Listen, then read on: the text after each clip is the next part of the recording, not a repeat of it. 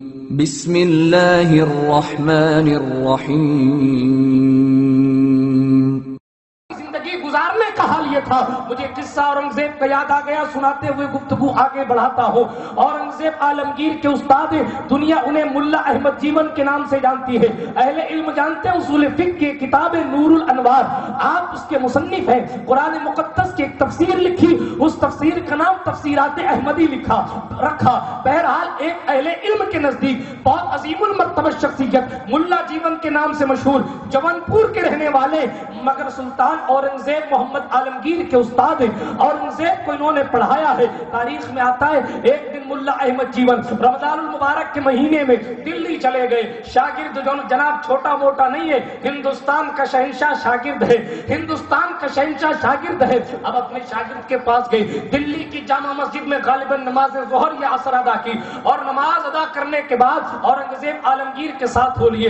بادشاہ نے اپنے استاد کی قدر کی اور ہاتھ پکڑ کے اپنے شاہی محل کی طرف روانہ ہوا۔ مورخ لکھتا ہے استاد کی اورنگزیب اس قدر عزت کیا کرتا تھا کہ محفل میں استاد کو عزت کے ساتھ بٹھاتا تھا۔ ایک لمحے یہ غرور نہیں کہ میں ہندوستان کا بادشاہ ہوں اور یہ میری رعایا ہے۔ آج مولانا کریم صاحب سلمہ ضربہ پڑھ کے لوگ بھول جاتے ہیں کہ ہم آج مولوی بنے تو ہمیں سے سرن القرآن پڑھایا کس نے ہے، مگر ہندوستان کا سلطان ہے، ہندوستان کا شہنشاہ ہے۔ ایویں کوئی دنیا اورنگزیب عالمگیر کو سلامی نہیں دیتی۔ آپ دیکھیں کرسی تاجداری پر بیٹھ کر بھی اپنے استاذ کی عزت کرتے ہیں، اور جب استاذ رخصت ہونے لگے نا تو نذرانہ دیا۔ کیا دیا؟ 8 آنے دیے۔ کتنے؟ ہندوستان کا شہنشاہ۔ اس وقت پاکستان نام کی چڑیا موجود ہی نہیں تھی، اس وقت بنگلہ دیش کا کوئی وجود نہیں تھا، اس وقت ہندوستان کی سرحدیں ایران تک باتیں کرتی تھی۔ اتنی بڑی مملکت اور سلطنت کا اکیلا بادشاہ اشارہ کرے تو کیا سے کیا اس فقیر کو بنا دیا جائے، لیکن یہاں استاذ ہے اور استاذ کو نذرانہ دیا تو 8 آنے دیے۔ اچھا استاذ بھی اورنگزیب کا استاد، یہ لے گا یہ کیا نذرانہ دیا، فقیروں فقیر ٹھیک دیے، یہ کیا دیا، منہ پہ پھینک دیا، لفافہ نہیں۔ 8 آنے لیے، جیب میں رکھ لیے، چلے گئے۔ تاریخ بتاتی ہے کہ قاضی صاحب 14 سال تک اورنگزیب دلی نہیں آیا۔ آج ایئر کنڈیشن کمروں میں بیٹھ کر PNB گھوٹالہ، 4G گھوٹالہ، فلانا گھوٹالہ، ٹھکانا، ہم کو تو نام بھی یاد نہیں رہے، اتنے گھوٹالے ہو گئے۔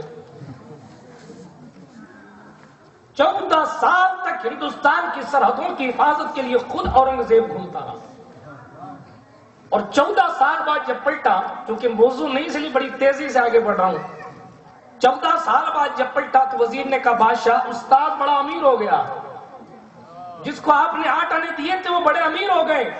اورنگزیب کی ایک عادت تھی جو عوام الناس میں غلط مشہور ہے کہ اورنگزیب غیر مسلموں سے ٹیکس لیتا تھا، تو جناب مسلمانوں سے زکوٰۃ بھی لیتا تھا۔ آدھی بات نہ کی جائے، بات پوری کی جائے۔ اگر مسلمان ہے تو زکوٰۃ دے، مسلمان نہیں ہے تو ٹیکس دے، لیتا سب سے تھا، یہ اس کی عادت تھی۔ اب جب بات آئی 14 سال بعد پلٹ کر آیا، وزیر نے کہا بادشاہ سلامت، آپ کے استاد نے روئی کا بزنس کیا، وہ روئی کا بزنس اتنا ترقی یافتہ ہو گیا کہ ساتھ جدھر دیکھو انہی کا مال نظر آتا ہے، خوب پیسے والے ہو گئے، آپ کی اجازت ہو تو لے لیا جائے، کچھ وصولی کر لی جائے۔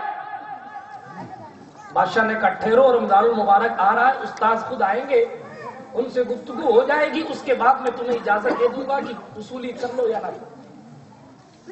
اورنگزیب عالمگیر کے استاد ہم رمضان المبارک میں تشریف آور ہوئے ملا احمد جیون، پھر اورنگزیب اپنے شاہی محل میں لے کر گئے۔ تھوڑی دیر گفتگو کرنے کے بعد بات میں یہ بات آئی کہ حضور ہم نے سنا آپ کے پاس اللہ رب العزت نے خوب مال عطا کیا۔ کہنے لگے ہاں اورنگزیب، اللہ کا فضل ہے، میں نے چھوٹا سا روئی کا کاروبار شروع کیا تھا اور آج وہ بہت بڑا ہے۔ اس سے پہلے کہ اورنگزیب کچھ کہتے، استاد نے اپنی فراست باطنی سے بڑی محبت سے کہا اورنگزیب یہ تمہاری 8 کا کمال ہے، یہ تمہارے 8 آنے کا کمال ہے۔ حضور کہنا کیا چاہتے ہیں؟ کہوں گا تو بعد میں، پہلے یہ بتاؤ کہ وہ 8 آنے لائے کہاں سے تھے، وہ 8 آنے لائے کہاں سے تھے؟ سلطان اورنگزیب نے استاذ کا حکم مانا، کہا حضور کچھ لمحے دیجئے مجھے۔ تھوڑی دیر کے بعد اپنے منشی کو بلایا، منشی کو بلایا گیا، منشی غیر مسلم تھا۔ لوگ کہتے ہیں کہ نہیں صاحب اس کا پورا ڈپارٹمنٹ اورنگزیب کا صرف مسلمانوں کا تھا، نہیں، آپ تاریخ صحیح طور پر پڑھیں تعصب کا چشمہ اتار کر۔ منشی بہت بڑی پوسٹ ہوتی ہے اور اورنگزیب نے منشی کی پوسٹ پر ایک نان مسلم کو بیٹھایا ہوا تھا، گوبند سنگھ ایسے کچھ اس کا نام تھا، میرے ذہن سے اتر گیا، کئی دن پہلے پڑھا تھا۔ اب سنیے، ان کو بلایا، کہا منشی جی حساب کتاب دکھاؤ۔ اب منشی جی نے حساب دکھایا، ایک 8 آنا، اس کے سامنے نیل لکھا تھا، کہاں گیا یہ نہیں لکھا۔ ایک 50 پیسے کے سامنے یہ نہیں لکھا تھا کہ یہ 50 پیسے کہاں گئے، کہ یہ 50 پیسے کہاں گئے۔ کہ حضور جان کی امان دے تو بتا دوں، کہاں بتاؤ۔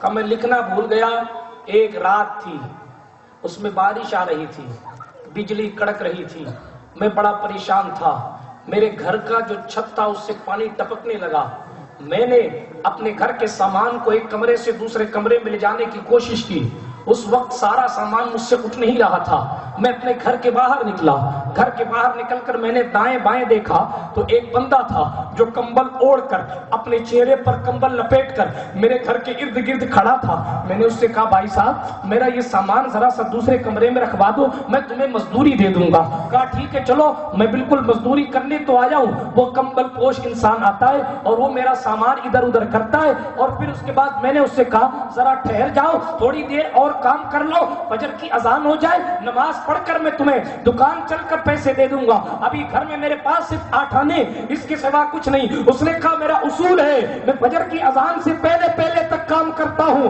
بعد میں کام نہیں کیا کرتا، تمہیں دینا ہے تو دے دو، نہیں دینا ہے تو خدا حافظ۔ اتنا کہا سرکار میں نے 8 آنے نکال کے اس کمبل پوش کو دے دیا، مجھے نہیں معلوم کہ وہ کون تھا، اسی لیے یہاں نام نہیں لکھا ہوا ہے۔ بادشاہ نے کہا ٹھیک ہے خدا حافظ، تمہارا کام ہو گیا چلے جاؤ۔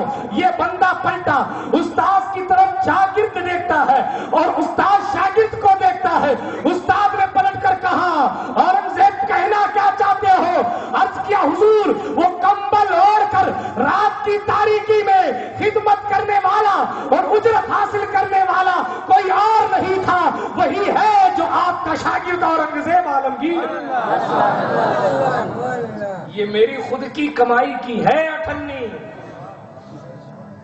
تو ملا جیون نے کہا بیٹا اورنگزیب میں بہت پہلے سمجھ گیا تھا کہ حلال کے مال میں ہی اتنی برکت ہوا کرتی ہے۔ برادران ملت اسلامیہ، آج ہم اور